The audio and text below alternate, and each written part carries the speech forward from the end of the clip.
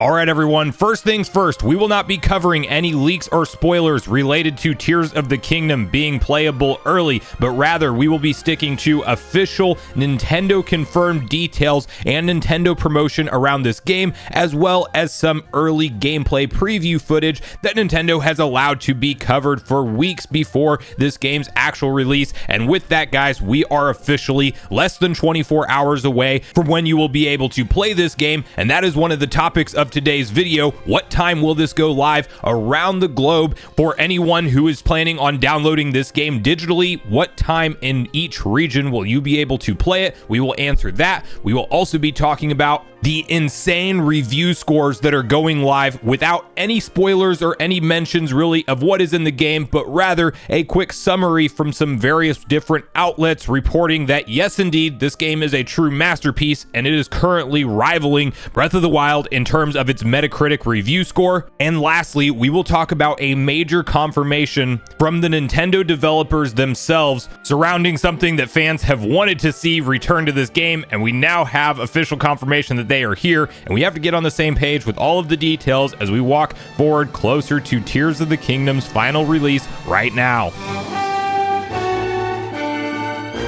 What's up, nation? Make sure you like, subscribe, and turn on your bell notification if you're as hyped to play through Tears of the Kingdom as I am. And first off, in terms of when you can play this game, if you're somebody in Australia, you can actually play it right now. If you're in different regions of the world, you may know where your clock sits. If it's already May 12th where you're at, you're able to actually download this game digitally and play it. That is a fact, and that is extremely exciting if you are in one of those regions of the world. There's, of course, ways to easily create a eShop account from a different region, buy that eShop credit, and download it wherever you're at in the world and still enjoy the game early, so you can do that as well. But if you are somebody who is planning on purchasing it in the eShop and wanting to know when you will be able to boot up the game officially, you can see the following time zones listed. So Eastern time, the East Coast out there, you can play it at midnight Eastern time tonight. West Coast, extremely lucky, you get to play it at 9 p.m. your time, so you will be able to boot it up anytime as of 9 p.m. tonight.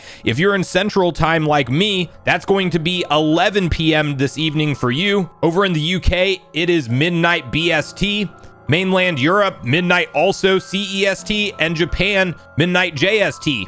So the wait is almost over, or maybe it already is over for you, which is extremely exciting for Tears of the Kingdom. And let me know in the comments down below when you're planning on booting up this game for the first time. Now, the next topic of today's video has to do with the Metacritic review scores of Tears of the Kingdom. And to be clear, this score could change after this video goes out. There are still reviews being submitted and published as we speak. It was once at a 97 earlier this morning. It has now been knocked down to 96.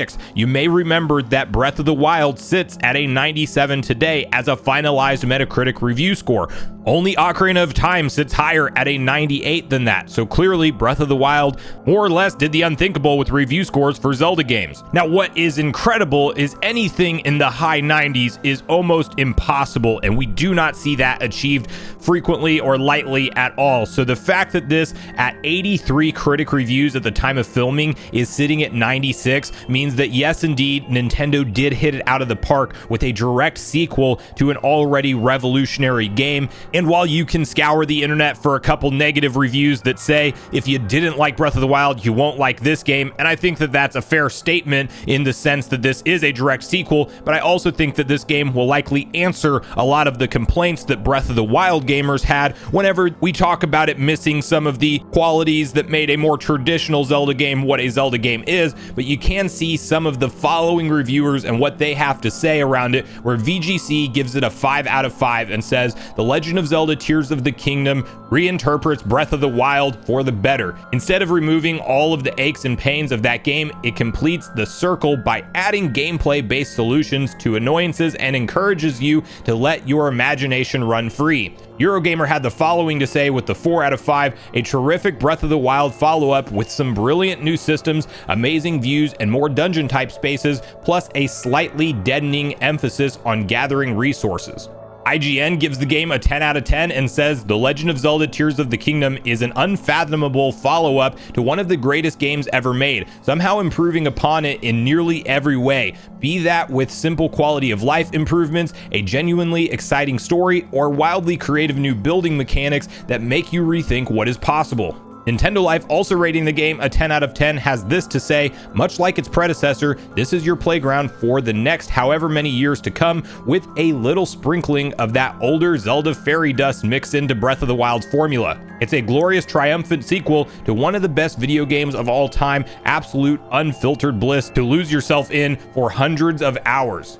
Now, there is a ton of different reviews that you could read through and honestly take up a whole video in and of itself, but the general sentiment is that yes, this is indeed a sequel to Breath of the Wild like we expected it to be, but it improves on the game in every way, shape, and form, which is just great to see that standard consensus across the board. You really have to look hard for anybody making any type of claim that this feels like $70 DLC or does not feel like its own full experience and full game, and that is the biggest win in my opinion. I don't know all of the in and outs and the details of what to expect because I've dodged leaks and spoilers out there, but I do think that from the official press coverage that we are seeing of this game, it sounds like it is shaping up to be a true masterpiece and improving upon what Breath of the Wild did in terms of evolving the Zelda formula, and that is very exciting to me, and I can't wait to dive in and experience it for myself. The very last piece of news that we will cover in today's video, I will say, is going to be a slight spoiler warning. You have probably already seen it discussed online because it was officially revealed from Nintendo themselves in an Ask the Interviewer post on the official Nintendo.com website, but I will just say, if you don't want to know about a particular central feature in the game, you may want to click off of the video at this point, and I will give you a couple seconds to do so, and thank you for watching. If you are still here now, we are going to read the following statement from the interview, which reads: "We've only discussed the skies, but this title has dungeons too, right?" Fubiashi replies, "Yes, we haven't talked about the dungeons yet. They've changed from the previous game. For example, there is a dungeon that connects directly from Hyrule's surface. If you dive from the sky straight into the dungeon, you'll trigger an event. We think this will be a new experience that wasn't possible in the previous game." Dota then says, "We've made dungeons unique to their respective environments, so we think you'll be able to enjoy the wide variety of regional characteristics." Takizawa then says, "Making a wide variety was pretty challenging. The 4 divine beasts were the dungeons in the last game, and they shared similar designs. This time, the dungeons are huge and each carry their own regional look and feel, just like traditional The Legend of Zelda games. We think they will provide a satisfying challenge for players. They were certainly a challenge to develop." So there you have it. With that official statement, we can expect traditional dungeons to return in some way, shape, and form in The Legend of Zelda Tears of the Kingdom. That's extremely exciting to me because while I was someone who enjoyed the Divine Beasts overall, it also left something to be desired in terms of elemental-themed dungeons that I grew up playing through my entire life in every single mainline 3D Zelda game, and I just couldn't ask for a better confirmation walking into this game's release. Other than that, we are getting dungeons back, and hopefully in a big way. I don't know how many there are, I don't know how many different elements will be tied to these dungeons, and how large the overall experience will be, but hearing things like you can trigger a specific event from diving from the sky into a particular dungeon, that sounds pretty exciting. And I will be curious to see how Nintendo implements them into the world, considering that it's open world and we can technically beat this game however we want as far as we know currently. So I really want to hear from you guys at this point in the video, all your personal thoughts and opinions on the latest rounds of news and updates, and really the last official news video before this game's actual release. Are you more pumped and hyped than ever now that we have the review scores, the exact times it will go live, and confirmation that traditional dungeons are back? And also share with me when you're planning on hopping into this game and how you're planning on getting it. Are you going to a midnight launch somewhere tonight to pick it up physically? Will you be booting it up from your eShop download as soon as you are able to? And what do you think about the 96 Metacritic score that we have it sitting out currently? Are you happy with that, or do you think it maybe could have deserved a higher score or lower score?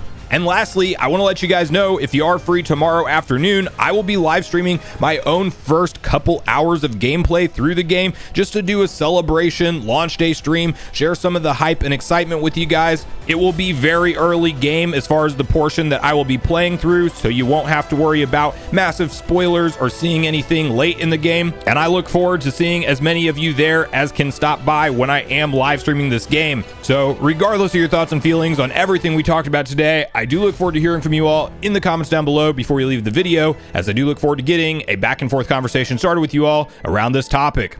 Go watch yesterday's video next if you haven't already, which is on screen right now. Also make sure you like, subscribe, turn on your notification bell, and I will see you guys in the next video.